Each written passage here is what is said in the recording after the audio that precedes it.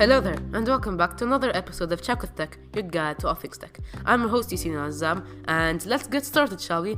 First things first, there have been rumors going around that Intel will put 5G modems in their PC systems, and I'm so happy to say that it has been confirmed. It is a yes. Intel will put 5G modems in their PC systems, but surprisingly, Intel won't actually be manufacturing those said 5G modems. Instead, they'll be partnering with another company for that purpose.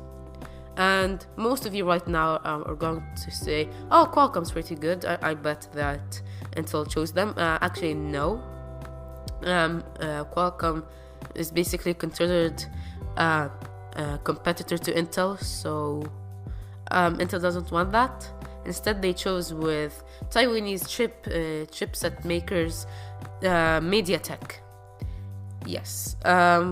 Hopefully, the partnership will start in early 2021. And I mean, that's all about it right now. But you can probably ask, why not Qualcomm? Well, because, think about it.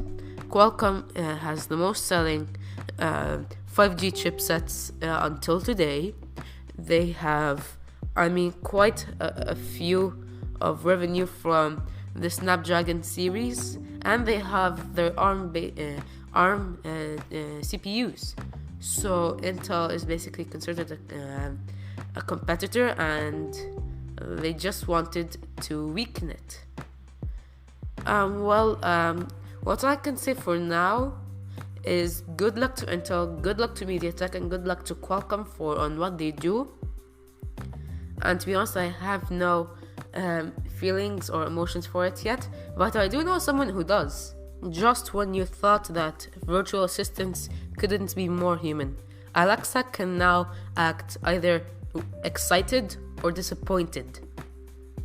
I am being completely serious, with, of course, different layers of intensity for each feeling. Yay! Now, Amazon did this because customer feedback indicates that overall satisfaction with the voice experience increased by 30% when Alexa responded by emotions. So basically, people are happier when Alexa is an actual human being, rather than, a virtual assistant. So I will play the excited demo that Amazon gave us. I'm playing a single hand in what looks like a losing game. And here is the disappointed demo that, again, Amazon gave us. I'm playing a single hand in what looks like a losing game. Amazon said that this could be used in games. Okay, sure. To be honest, I like the fact that they're trying to make virtual assistants more human, but I don't like the fact that it could be a little bit confusing. What if there's a malfunction? You tell Alexa that you're getting married next week and you need to make a reservation, and it sounds disappointed. I couldn't stop imagining that. It could happen, but I would like to see that. But yeah, that's all we got for now. It's coming soon. I hope it actually works. So yeah, that's it. And now, Honor announces the V30 Pro with 5G. So, okay, let's see here. The V30 Pro will have a 6.57-inch 1080p screen with a double hole punch cutout, basically the same as the S10 Plus, but it's on the other side. Those two cameras will be an 8-megapixel wide-angle selfie camera and a 32-megapixel camera, like it's regular. Honor said that the back of this phone it describes it as the world's first Aurora nano texture. I don't know, man. It kind of sounds like matte glass to us. Okay. What else? 4,100 milliamp hour battery, a 40 watt charging brick. Good. 0 to 70 in 30 minutes. Nice, but not the best. Oppo Reno Ace. But it also has 27 watt wireless charging, which gets you to 0 to 52% in half an hour, which is actually really fast. And the 330 Pro will use the Kirin 9905G processor, that's Huawei's, and of course it's going to be super smooth, super fast, very good. 8 gigabytes of RAM and 126 or 250 gigs of storage, and the first one is around $550, and the 256 gig version is around 600. To be honest, I really want to praise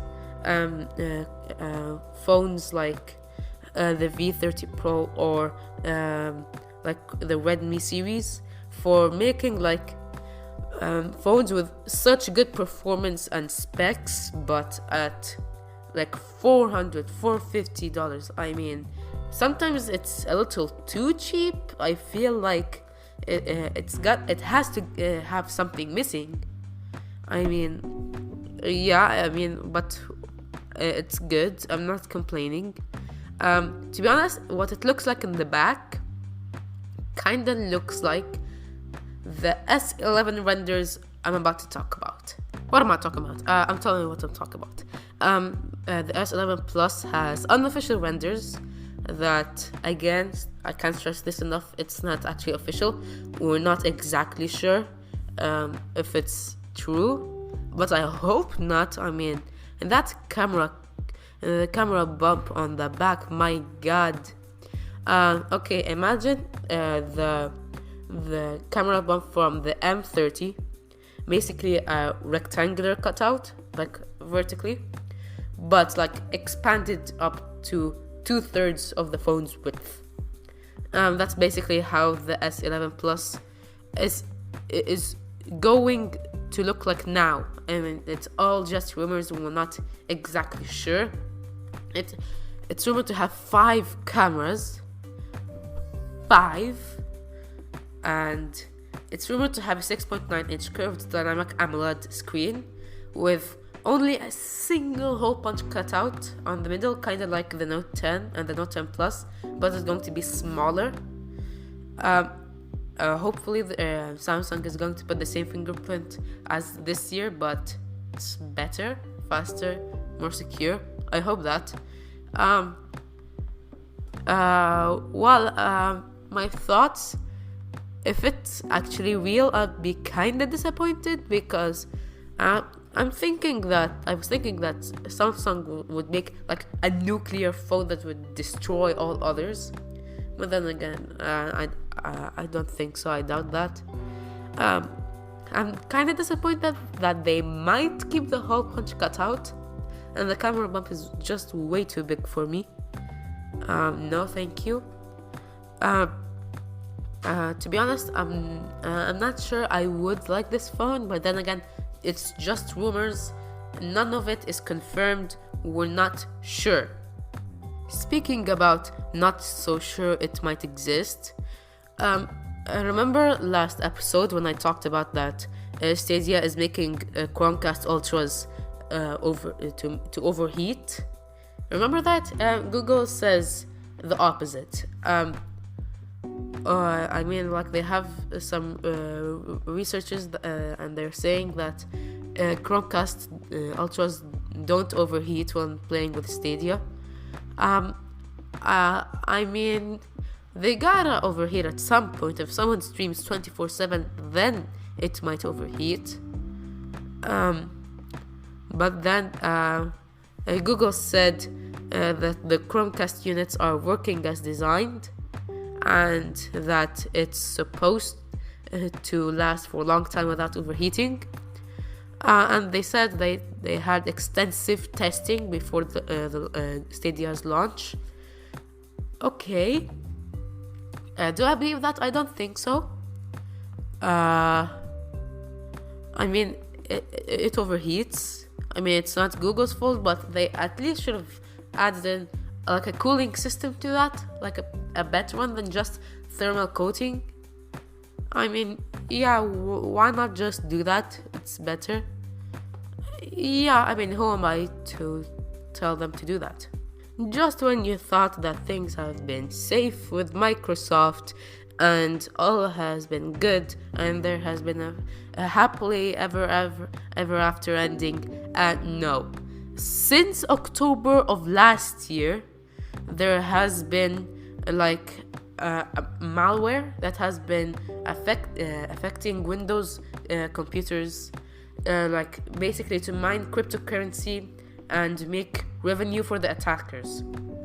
It's called Dexbot, and this year it reached this peak in the middle of June, and that's when it reached almost 80,000 computers. Why? Currently Microsoft is going to make a solution for this, but I mean, I don't have cryptocurrency for them to mine, but okay, sure. I'm actually kind of surprised that Microsoft hasn't done anything since last year. I mean, it is almost 2020, and speaking of 2020, the last day of December 31, I am going to make a phone awards kind of thing, which I will ask you guys on Twitter to give me votes about which phone is best at what category. I will start sending them in December 1st, the 1st of December. So get ready because it's about to get wild. And that's the end of this week's episode. I hope you enjoyed. Please sure to leave a review on Apple Podcasts, and don't be afraid to listen to my other podcasts. And remember about this phone awards thing, it's going to be huge. And as usual, this is Yaseen Azzam signing out. See you next weekend.